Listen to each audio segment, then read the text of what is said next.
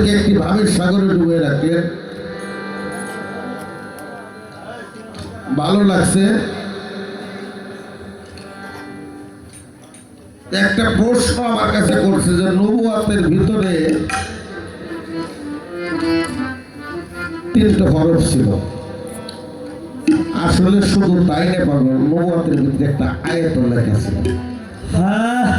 আয়াত লেখা ছিল, হরফ ছিল 4টে।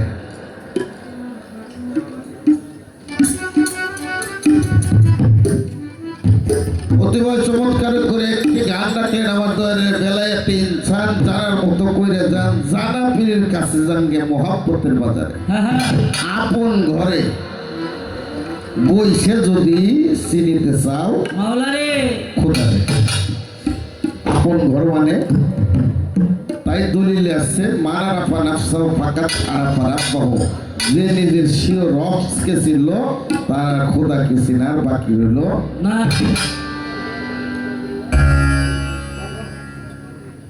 সেই গানটার ভিতরে বেলায়েতে কুবরা হাসিল করলো যারা মজবুত থাকে নিজের ইমানটার পরে। তার গল্প হয়েছে চৈতন্য মানুষ নয়, সে সামান্য জনম ধন্য করছে ওলি আল্লাহ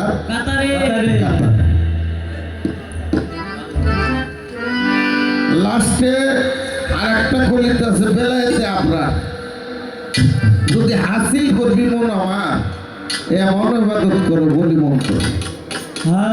যেমন খোদাকে তুমি দেখেছো, দেখেই চেষ্টা করতেছো, এই রূপ যদি না হয় যেন খোদাই দেখে তোমারে। কঠিন একটা জায়গা। পদকর্তা বলছে গুরুতে মনস্য জ্ঞান যার অধপথে গতি তার, তাই আমার ঘটল মনের কুশল হবে। গুরুকে মানুষের মতো চলে ফিরে খায়, কিন্তু মানুষ ভাবা যাবে না। খুরশেদ পীর সাহেব উনি মানুষের মতো মানুষ, কিন্তু ওনার উপরে যে গুরু সত্তা, মোহাম্মদী সত্তা, মোহাম্মদী নূর, মোহাম্মদী হায়াত যখন ওনার ভিতরে ধরা খাইছে তখন উনি গুরু হয়েছে। এইটা কে মানুষ ভাবা যাবে না, সেটা হলো ঐশী শক্তি। তাই দলিলে আছে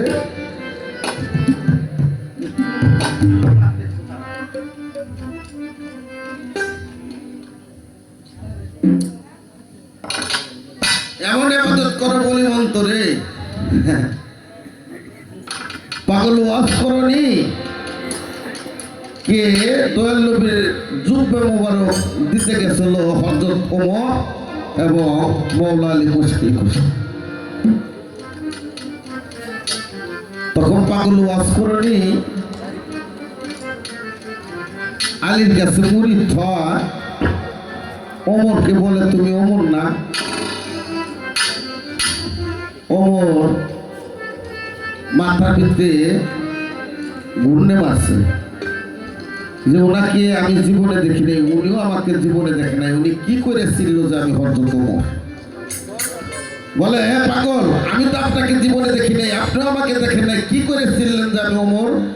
কয় ওমর যখন রুহের জগতে ছিলাম আলমে আরওয়া, সমস্ত রুহ আলমে আরওয়ায় ছিলাম, তখন আপনি আমার ডাইন পাশে দাঁড়ানো ছিলেন। সেই রুহের জগতে, সেখান থেকে আপনাকে আমি চিনি। হযরত ওমর বলে এমন কথা তো জীবনে শুনিনি। পাগল বলতেছে ওয়াজ করেনি, পাগল বলতেছে ওমর তোমাকে আর একটা কথা বলি। বলে কি?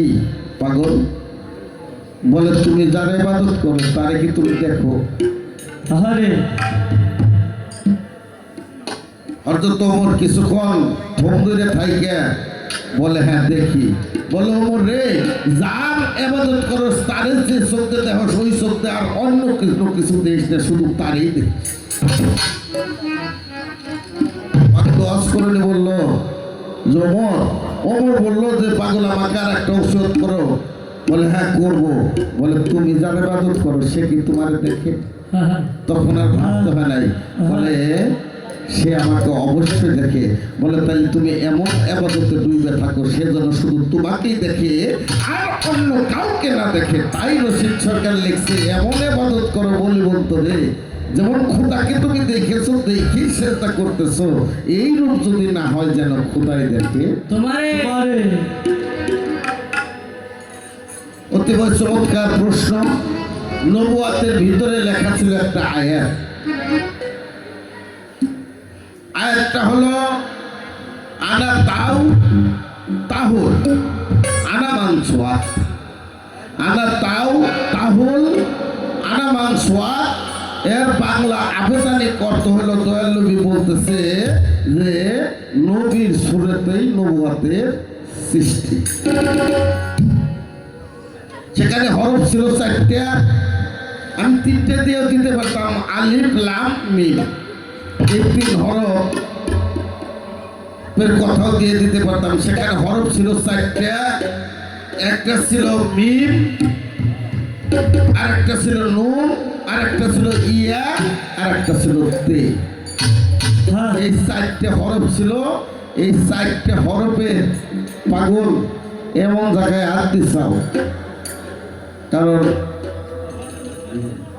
একটা আহাত। আহাত কি? আল্লাহ। হ্যাঁ তাই না ব্যাপারী ভাই? আলিফ হে দাল, এই 3 হরফ হইল আহাত। হ্যাঁ এখানে মিম হরফ আছে? মিম হরফ নাই। মোহাম্মদ মিম হে মিম দাল, এটা হলো মোহাম্মদ। এখানে আলিফ হরফ নাই। তাহলে মোহাম্মদ কে আল্লাহ রে ছাড়া আর আল্লাহ কি মোহাম্মদ রে ছাড়া?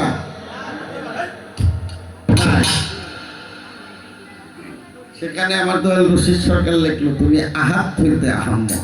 আহারে 5 জমিনে মোহাম্মদ যখন নূর আকার হইল তখন নাম হইল তার মোহাম্মদ। আহাত আহাম্মদ আলিফ হে মিম দাল।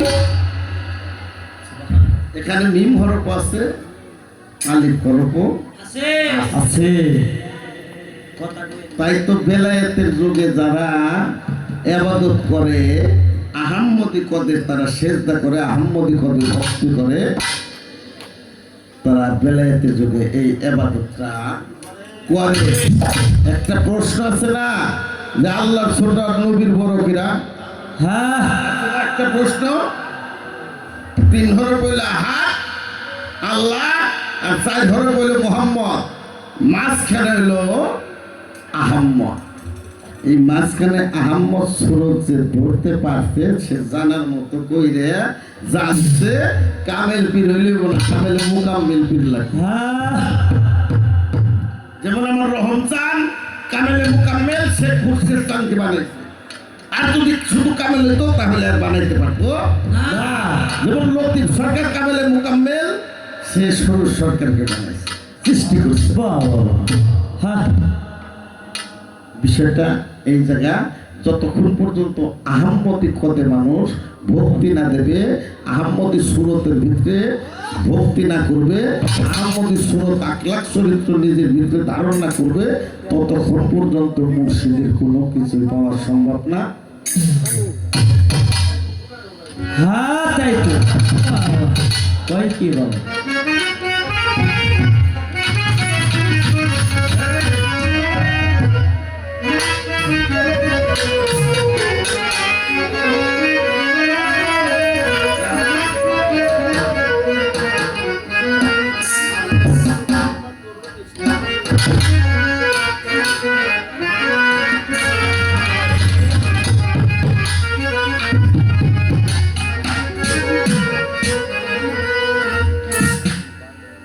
আরে নবুয়াতের শক্তির জোরে বাবা বেলায়েতকে সৃষ্টি করে, নবুয়াতি শক্তির জোরে। তারাবালি দেওয়ানে একটা গান আছে ভাই সুরুর সরকার, বেলায়েত তোর খুদাই শক্তি সিনের এলেম বলে ধরে জানকে মুর্শিদ ধরে পাবি মুর্শিদের দরবারে। আর পদকর্তা লালন শাহ বলছে এই দুনিয়ার সিনে সিনাই সিনাই কি ভেদ তুমি দিয়েছে হ্যাঁ। মুর্শিদের খাইলাও না তুমি সিনের ভেদ যে যে 30,000 জাহেরি আর 60,000 হলো বাতুনি কিন্তু 6,000 হলো সিনের ভেদ এই 96,000 কালাম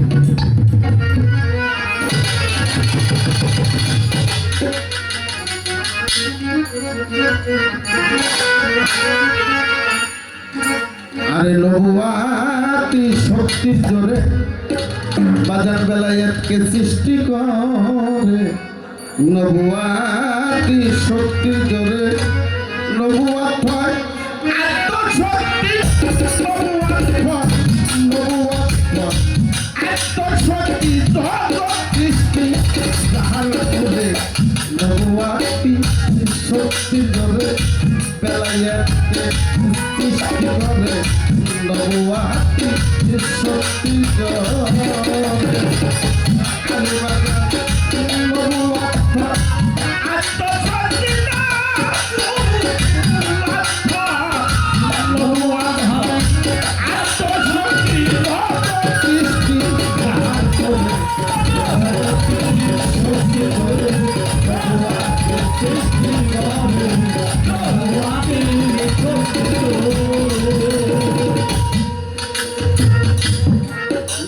শক্তি এটা হলো আত্মশক্তি এটা মাতৃশক্তি এটা হলো জগতের পর আইসা আমার ফাতেমার শক্তি এটা স্ত্রীলিঙ্গ আর বেলায়েত হইল খোদাই শক্তি তাই এখানে লেখা হলো যে নবুয়াতের শক্তির ধরে বেলায়েতকে সৃষ্টি করে নবুয়াত হয় আত্মশক্তি জগৎ সৃষ্টি যাহা মূলে নবুয়াতি শক্তির জোরে বেলায়েতকে সৃষ্টি করে নবুয়াতি শক্তির জোরে আলামান তাহুল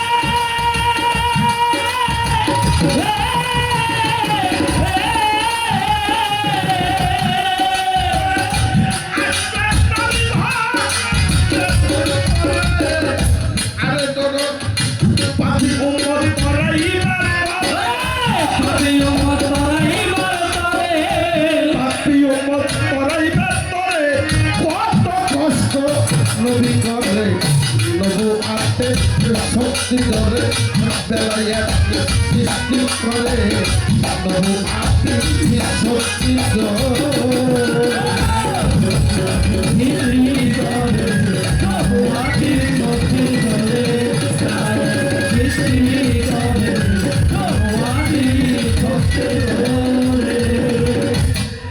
সরকার সাত্তারেরই এই মিনতি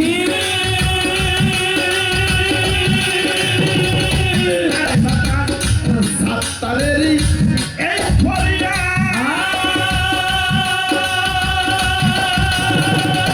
আরে নবী পরিপূর্ণ হইছি পাইয়া সাত্তারেরই এই ফরিয়া Oh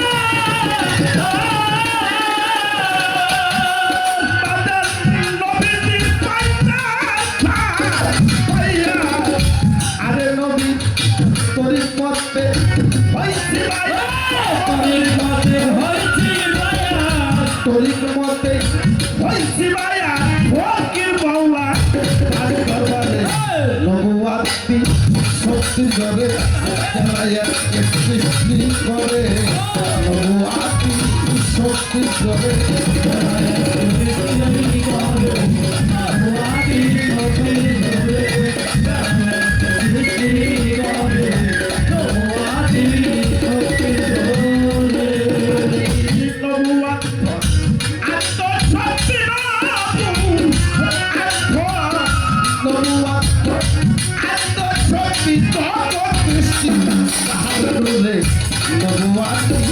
শক্তি ধরে খেলায়াকে সৃষ্টি করে নবুয়াতি শক্তি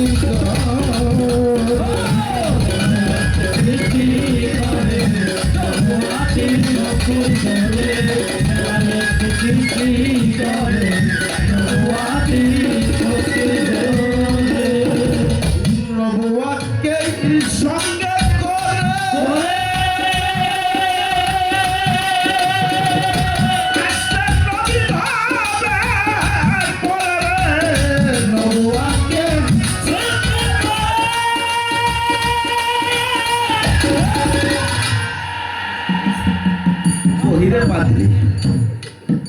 বহিরে পাত্রীর বা তৌরব কিতাব পড়তেছে বহিরে পাত্রী বসে বসে শুনতেছে ছোট তো বহিরে পাত্রীর মা বললো যে এমন একজন আখেরি জামানা একজন নবী আসবে তার নামের প্রথম হরফ থাকবে মিম লাস্টের হরফ থাকবে তাল আসবে সে মক্কা সেই হবে আখেরি উম্মতের পাপি তাপি উম্মতের পারের কান্ডারি সেই দিনে আর পাপি তাপি উম্মত কেউ তোড়াইতে পারবে না এই আশা হতে পারি না বহিরে পাত্রীর মাথায় কথাটা ঢুকলো বহিরে পাত্রী ভাবলো যে আসবে মক্কা আমার বাড়ি মদিনা আমি কিভাবে শ্যাম শহর আমি কিভাবে ওই ব্যক্তিকে চিনতে পারবো সে যদি আমাকে উম্মত বলে কবুল না করে বাবা উঁচে থেকে কিন্তু অনেক দূর পর্যন্ত দেখা যায় না বহিরে পাত্রকে বললো কি একটা পাহাড়ের টিলের উপর যায় এটা কলার পাতা দিয়ে ফুরবে গাছের পাতা দিয়ে ঘর বাঁধতে সেখানে বসলো 12 বছর বসে থাকার পর কোনো লোকজন ওই রাস্তাতে যায় না হঠাৎ করে দেখে কি অনেক লোকের 40 জন লোকের একটা কাফেলা ওই রাস্তা দিয়ে আসে বহিরে পাত্রী উপর দিকে হঠাৎ করে চায় দেখে এই 40 জনের কাফেলার উপর একটা মেঘের আওলা ওই 40 জন যেদিকে যায় ওই আওলাটা সেই দিকে যায় বহিরে পাত্রী বুঝতে পারলো যে হয়তো এখানে আমি যার আশায় 12 বছর বসে রয়েছি হয়তো সে ব্যক্তি এখানে আছে উনি পাহাড়ের টিলে থেকে নাই মাইছে বলে তোমরা দাঁড়াও কই থেকে আসছো বলে মক্কা থেকে কই যাবে শাম শহর বলে না তোমরা আমাদের দেশে ডাকাতি করতে আসছো দয়ালবী ছোট 6 বছর তার চাচা আবু তালেবের সাথে বাণিজ্যের কথা বলে না আমরা ডাকাতি করতে আসিনি আমরা শ্যাম শহরে বাণিজ্যের কাজে আসছি বহিরে পাত্রী উপর দিকে তাই দেখে যে ব্যাগের আওলাটা কোন দিকে যায় দেখে 40 জন ব্যক্তি যেখানে দাঁড়ানো সেই ব্যাগের আওলাটা সেখানেই দাঁড়ানো অবস্থায় আছে এদেরকে ছায়া দিয়ে রেখেছে বহিরে পাত্রীরা বোঝার বাকি রইল না যে আমি যার 12 বছর যার তপস্যা করতেছি সেই ব্যক্তি এই 40 জনের কাফেলার ভিতরে অবশ্যই আছে বললো দেখেন আমি হয়তো আপনাদেরকে টাকার দুঃস্ব মনে করছি কিন্তু আমি আপনাদের মেহমানি করতে চাই আমার বাড়িতে আপনাদের একটু দাওয়াত খাইতে হবে দাওয়াত দিল সবাই গেল আর চাচা আবু তালেব বলতেছে মোহাম্মদ তুমি ছোট তুমি ব্যবসা বাণিজ্যের কাজের মাল সামানার কাছে বসে থাকো আমরা খানা খাইয়ে তোমার জন্য খানা নিয়ে আসবো চলে গেছে 39 জন যখন চলে গেছে বহিরে পাত্রীর তাকাই দেখে ব্যাগের খণ্ডটা ওইখানেই রয়ে গেছে আর আমার বাড়ির পর ওনার বাড়ির পর আসে নাই বহিরে পাত্রী বলল মুরব্বী আপনাদের মাঝে কি কেউ বাকি আছে বলে আছে আমার ছোট্ট ভাতিজে মোহাম্মদ, তাকে আমি মাল খাবারের কাছে রেখে ওরে পাত্রে দুই চোখের পানি ছেড়ে দিয়ে বললো, আরে আমি যার জন্য তাওয়া খাওয়াই আমার সেই মূল মেহমানে আমার বাড়ি পড়েছে। ও বললো যে আপনাদের খানা খাওয়াবো, কিন্তু আমার সেই মূল মেহমান যদি আমার বাড়ির পর না আসে তাহলে আমি খানা খাওয়াইতে পারি না, আপনারা চলে যাইতে পারে। তখন দয়াল নবীর চাচা আবু তালেব বললো যে তোমরা যাও মুহাম্মদকে ডাইকে নিয়ে আসো। যখন মুহাম্মদকে নিয়ে আসলো তখন মেঘের খন্ডরাও বহিরে পাত্রীর বাড়ির পরে গেলেন। বহিরে পাত্রীরা বোঝার বাকি রইল না। আরে বহিরে পাত্রী জোরহাত করে পড়ে গেলেন দয়াল নবীর পায়ের কাছে যে ইয়া রাসূলুল্লাহ, ইয়া আল্লাহর হাবিব, আল্লাহর নবী, আপনার কালেমা পড়ায় আমাকে মুসলমান করে আমাকে বায়াত গ্রহণ করে।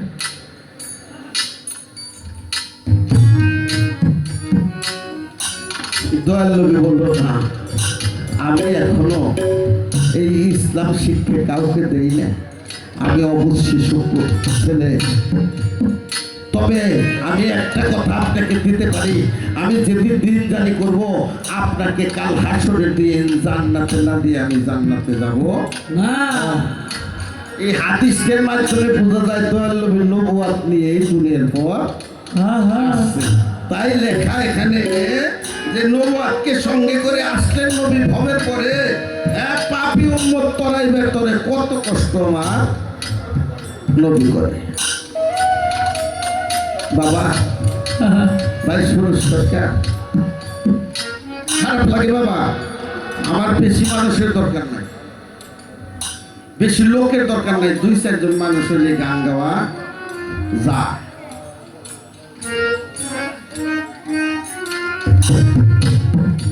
মানুষ সংস্কারের জন্য কোথায় যায়? মক্কা শরীফ নাকি মক্কার ঘরকে আল্লাহর ঘর, কাবা ঘরকে আল্লাহর ঘর বলা হয় না বাবা। এই কাবা ঘরে একজন মানুষ ইমামতি করতো, সবচাইতে বেশি দিন ইমামতি করছে আমাদের 12 জন ইমামের ভিতরে ইমাম মালিকি রহমতুল্লাহ। 10টা বছর ওই কাবা ঘরে ইমামতি করছে। হঠাৎ করে একদিন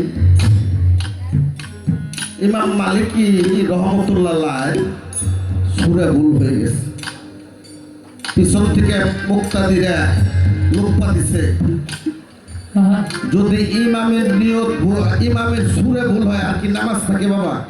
আরে নামাজ থাকে থাকে না। একে একে 3 বার যখন সুরে ভুল করছে, পিছন থেকে মানুষ বলছে, ইমাম সাহেব আপনি 10 বছর যাবত আমাদেরকে এই কাবা ঘরে নামাজ পড়াইতেছেন, কোনোদিন আপনার সুরে ভুল হলো না, আজকে এরকম হইতেছে, কারণটা কি? ইমাম মালিকি রহমতুল্লাহ আলাইহি জোর হাত করে দাঁড়িয়ে গেছে, বাজানরা আমার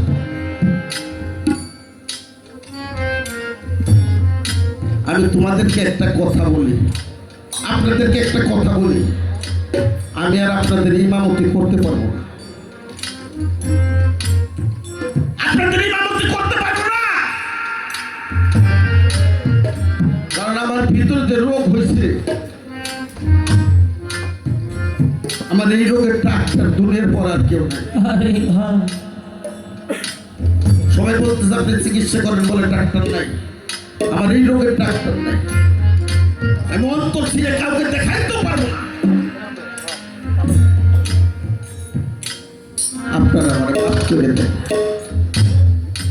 আমি জীবনে যদি কোনো আমার ব্যবহারে আমার কথা আমি যদি অন্যায় করে থাকি তাহলে আপনারা আমারে মাফ করে দেন, আপনাদের পায়ে ধরে আমি মাফ চাই। আসতে বাজান সমস্ত লোক চলে গেছে, ইমাম মালিকি রহমতুল্লাহ আলাইহি ঘরে চলে গেছে। আরে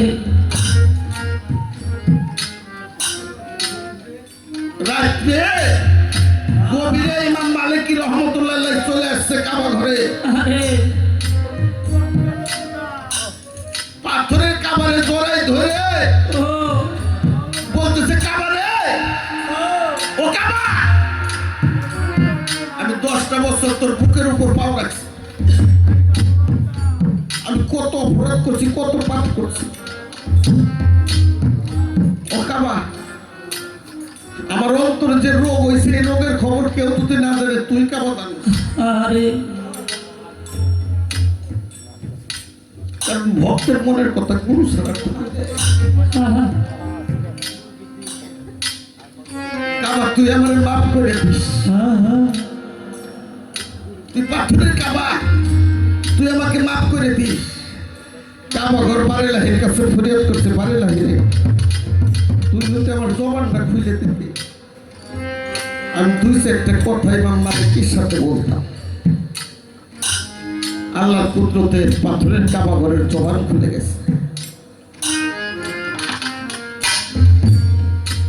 ইমাম মালিকি সাথে যখন কথা বলতেছি, ইমাম মালিকি সালাম দিছে, কাবা ঘর সালাম ফেরত দিচ্ছে, উত্তর দিচ্ছে।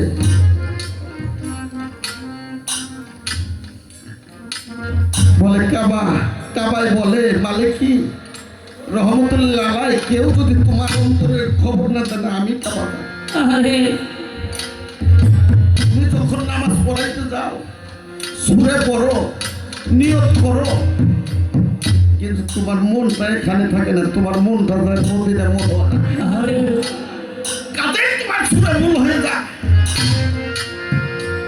ইমাম মালিকি রহমতুল্লাহ হাও করে কাঁদতে দিয়েছে।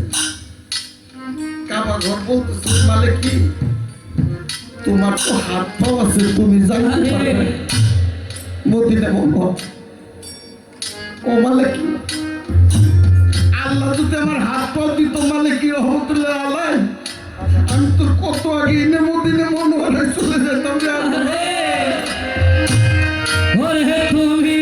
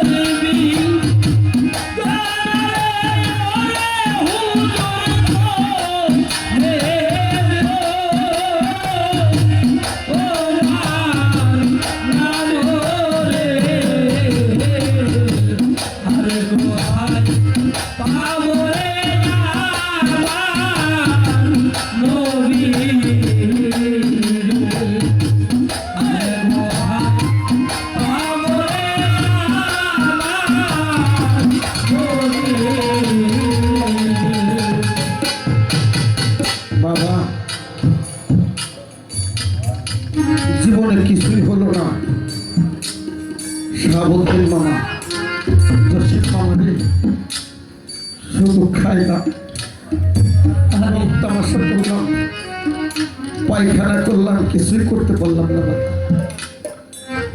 পীর মুর্শিদ তো অনেক মধ্যে কথা। হ্যাঁ হ্যাঁ আমার তো আল্লাহ বলেছে আমি যা পারি নাই, আমি পিতা মাতার খেদমত করতে পারি নাই, কেউ যদি আমার উন্মত করে আসে আমি তাকে জান্নাতে না দিয়ে আমি জান্নাতে যাব না।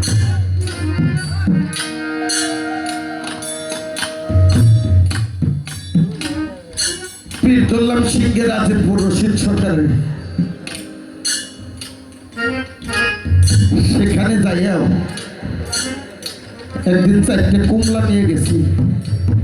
বাজার তুমি খাও, আমি 2টে চোখ করে দেখি।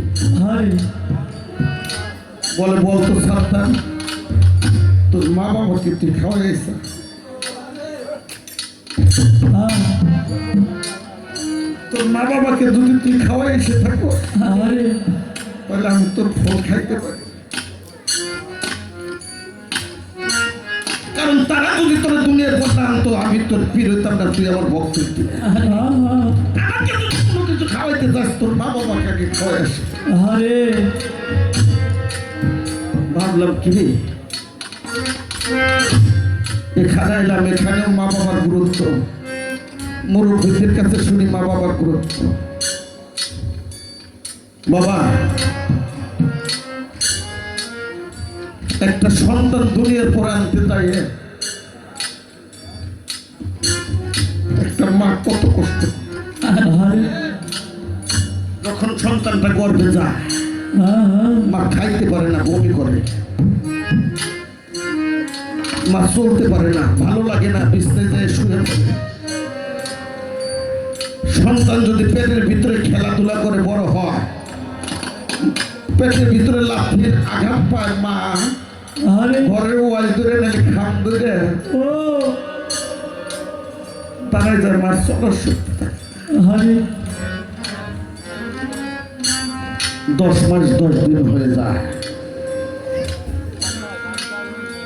পাড়া থেকে তাই ডেকে এনে মায়ের ঘরে দেওয়া হয়। এখন তো বাজান সিজারে হয়।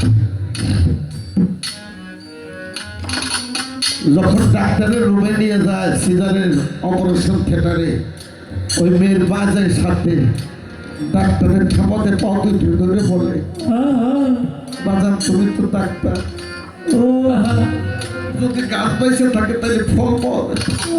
আমি ওর জন্য, ওর মেয়ের জন্য করতেছি। আর ওই চাকপুর নিচে শুয়ে ওই মেয়েটা বলে, ডাক্তার সাহেব আমার যাই কিছু হোক, আমার গর্বে যে নতুন মেহমান আসতেছে, ওর দ্বারা ওর জন্য কিছু পাক। আরে অনেক মা মাথা চুল টাইনে ছিঁড়ে ফেলা, ব্লাউজ টাইনে ছিঁড়ে ফেলা, অনেক মা চিরদিনের জন্য একটা অন্ধকার কবরে। আরে ওই সন্তানের মাথা শোনার মতো ভাগ্য হয় না। যখন ওই তাই বা সিস্টার ওই রক্ত মাখা সন্তানটা নিয়ে মায়ের বুকে দেয়, মায়ের কোনো ব্যথার কথা আর মনে থাকে না, থাকে বাবা, সমস্ত ব্যথা ভুলে যায় মা ওই সন্তানটাকে বুকে পাইয়া। এখানে কি মায়ের কষ্ট শেষ?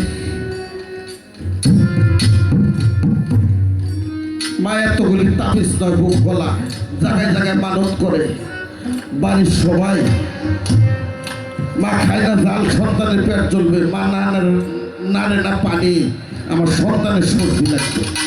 হ্যাঁ হ্যাঁ মাঘ মাসে শীতে প্রস্তাব করলে সন্তানকে এই পাশে রেখে ওখানে আসল দেখাই কেন?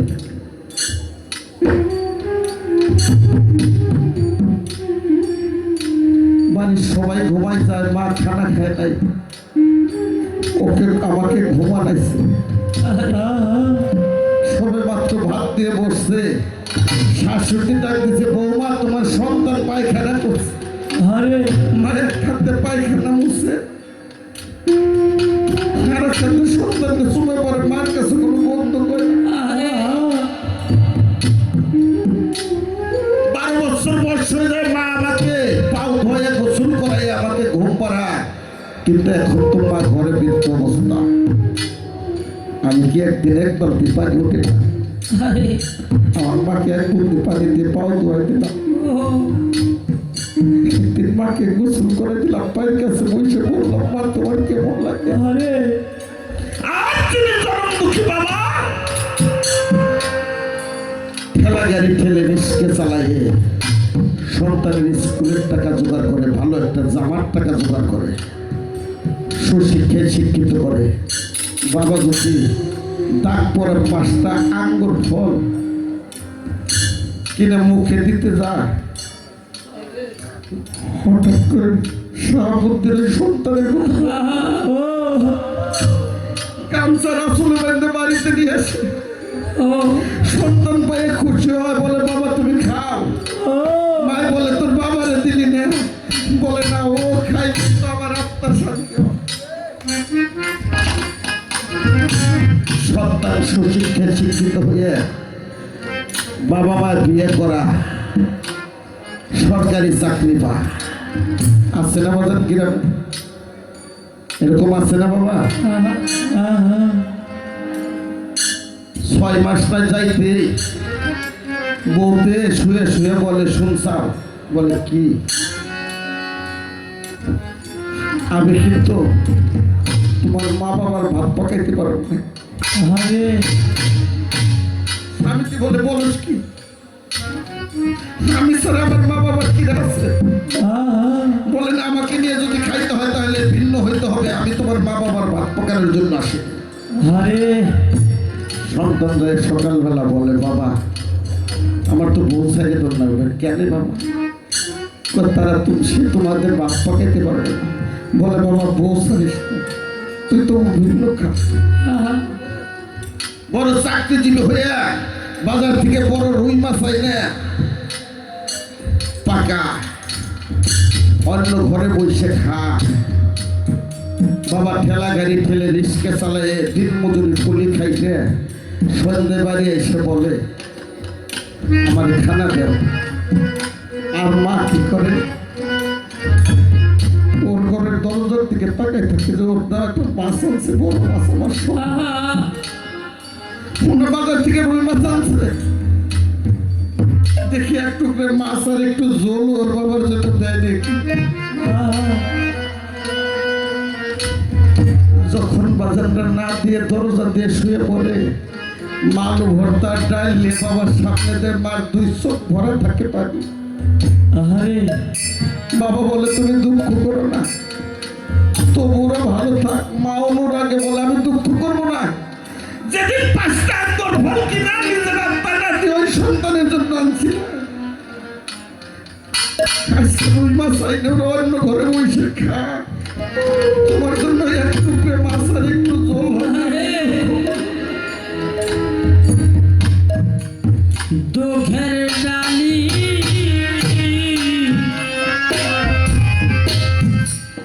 মাথায় লয়া